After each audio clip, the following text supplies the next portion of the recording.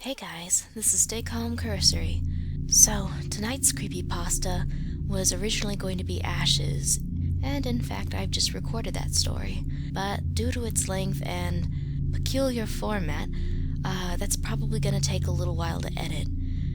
So, in the meantime, we're going to do a shorter one. This one's called Don't Swim on Sundays, and was requested by the Mr. Assassin Gaming. Don't swim on Sundays. When I was 6 years old, my family had a nice house near a small lake.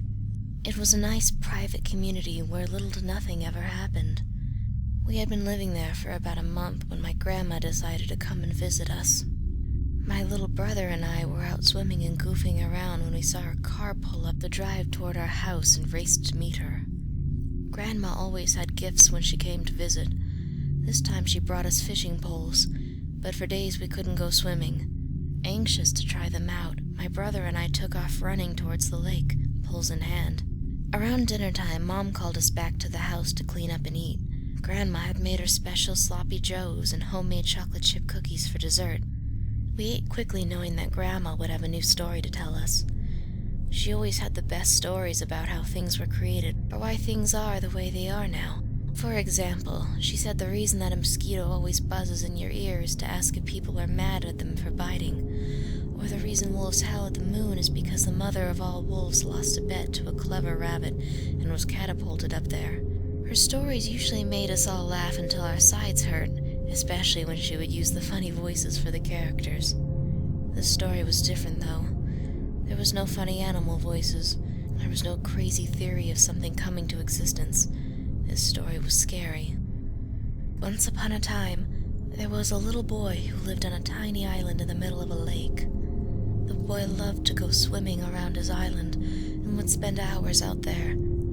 His mother always told him never to swim on a Sunday, but the boy didn't listen. One Sunday, it was very dark and cloudy. The boy decided he was going to go swimming despite his mother pleas not to. While he was swimming, a large fish came up and swallowed the boy whole. The boy and the fish were never seen again. You see, the fish had magical powers. It only appears when it's hungry, and only on Sundays. It's said that the fish is the devil's pet, but no one is sure. Once the fish digests its latest meal, it will come back and hunt once again. This could be a matter of weeks, months, years. Needless to say, my brother and I were totally freaked out. We refused to go near the lake on Sundays for a long time for fear of getting swallowed by some mutant devilfish thing. This made my mother happy because Sunday was supposed to be the family day.